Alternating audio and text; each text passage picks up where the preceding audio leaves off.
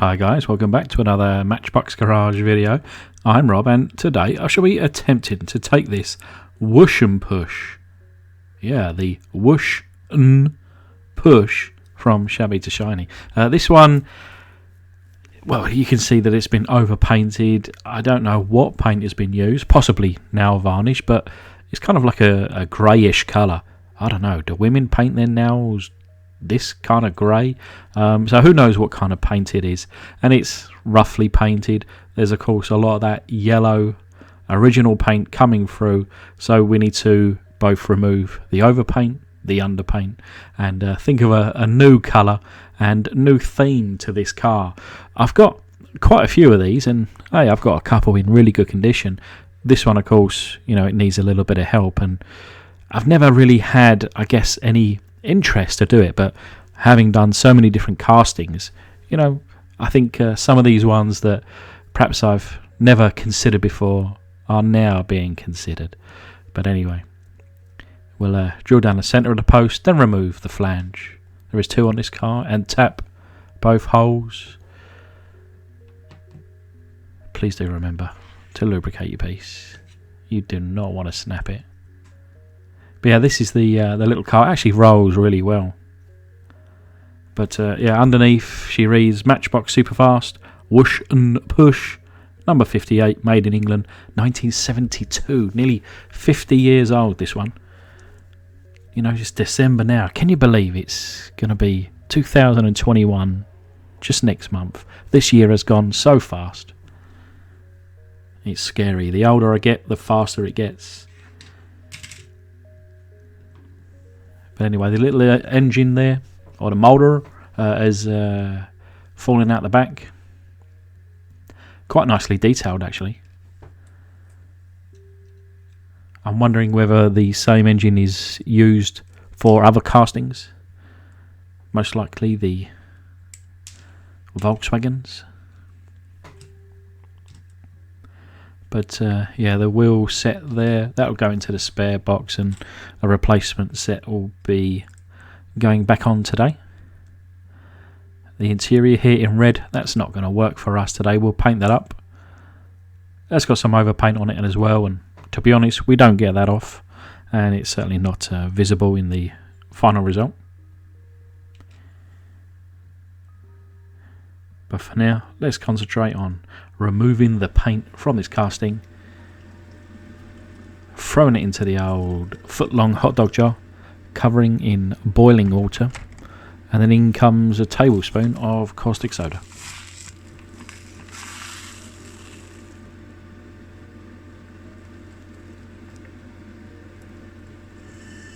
Eventually.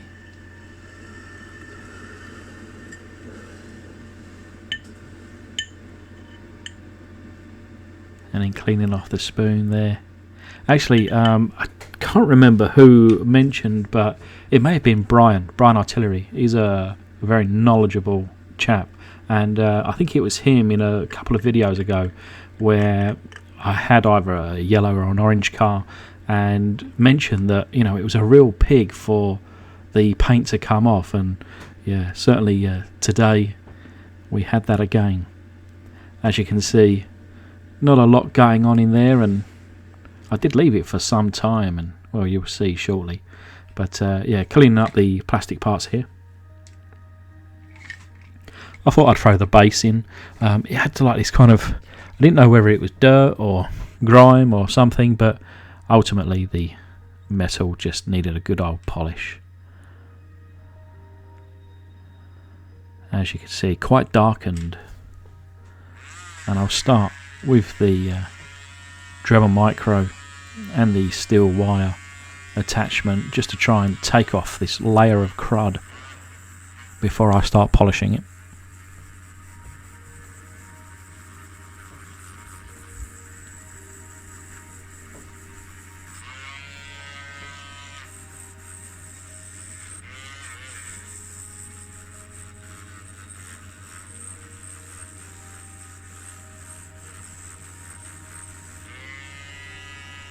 And there's a little sample, and I just need to do that all over.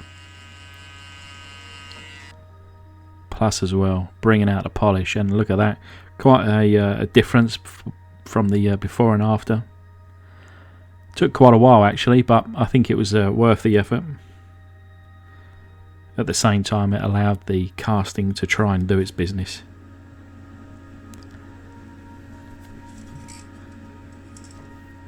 Now the engine piece here, we're going to go with this matte silver, almost like a base layer, and then I'll come back with the chrome pen to highlight any raised areas.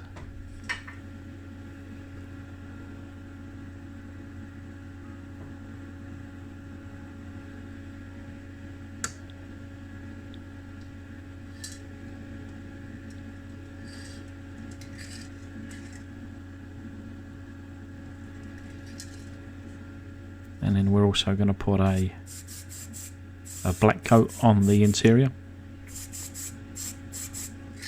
I need to get myself down to the pound shop to buy myself some more black spray paint, which I prefer the cheaper stuff for the interiors. We've been in lockdown for a month now in the UK, and well, as of today we are back out. I say we're out, we're now into some tier system, and where I live is tier 2. I mean, it's not far off of just a full lockdown. I can't even go to the pub with my friends, although I can sit out in the garden, but it's a little bit chilly. Maybe I'll just wear a couple of jackets, or once I've had a few beers I won't even feel the cold. But anyway, got the interior there in a coat of black. And then here's the first round. There's no 100% paint removal here today. I reckon we probably removed 44%. If that, probably only 43%. Really disappointed. Probably was in that caustic solution for half an hour. But yeah, I went for round 2. And I don't know, we went from about the 43, 44%, call it 43.5%, up to around 68. Still so much paint remaining, but I thought, you know, I can't keep putting it into the caustic solution. We're going to use a bit of brute force, and I'm just going to polish off the rest of the paint that is holding on. To be honest, actually it took quite a while. I probably would have been much easier just to gone with round 3 of the caustic solution, but never mind.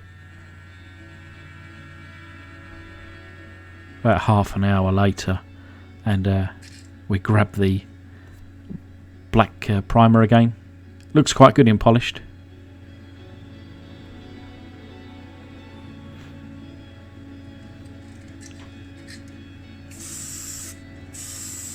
To be honest, at this stage I still wasn't I didn't really know which colour to paint it. I could have gone with a candy or a metallic or a flip. And I was, you know, I'd done a couple of these different things recently, so I don't know, maybe felt like I wanted to do something a little bit different, and I went into my enamel stash, and I don't have too many. I wanted a gloss finish, and you know, especially seeing it there all nice and shiny. But yeah, pulled out this gloss purple. I thought I hadn't done a purple car for some time. Actually, look how smooth. I was almost tempted to just leave it like that, but I kind of felt like it almost looks like a Batmobile. And there's a hint for something to come.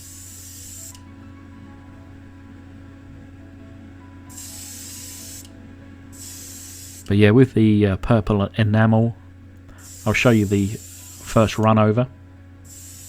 Covers really nicely over this this black primer, especially how smooth it looked anyway. And I went with just the 2 coats.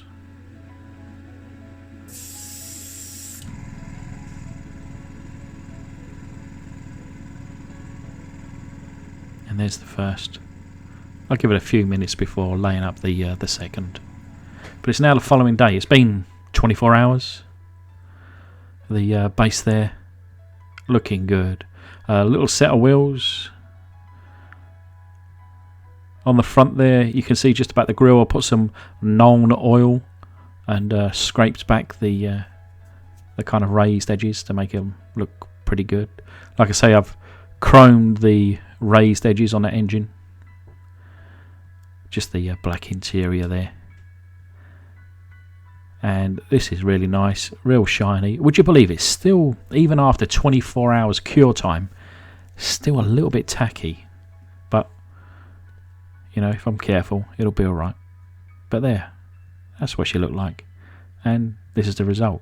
The one thing that actually draws my eye right now I've gone to this black background, you can really see the fluff on the mirror. I have to try and do something about that. And I wiped it beforehand, but never mind. Obviously, I've put a yellow stripe on. I tried to go with some decals, some racing numbers on the sides and on the kind of top area, which is quite large. But it just didn't look good. I didn't like it. So I took them off. And I was kind of looking for something else. And a subscriber, very kindly sent me some kind of, I guess, it's like a tape, like a striping tape. And I think it really does make a difference. That little bit of yellow against the purple really sets it off. And just above those rear wheels, you may just about see, I guess they're kind of like gas caps, petrol caps. A little bit of chrome on those. But yeah, quite a fun little car to do. It looks more purple, like darker purple in person. I prefer it in person. But anyway, I hope you guys liked it. Thanks to my patrons there. And keep around. I like to think that I've kind of got a bit of mojo back and really trying to pump out these builds, and I'm enjoying it. So I hope you guys are too. And I'll see you soon on the next one.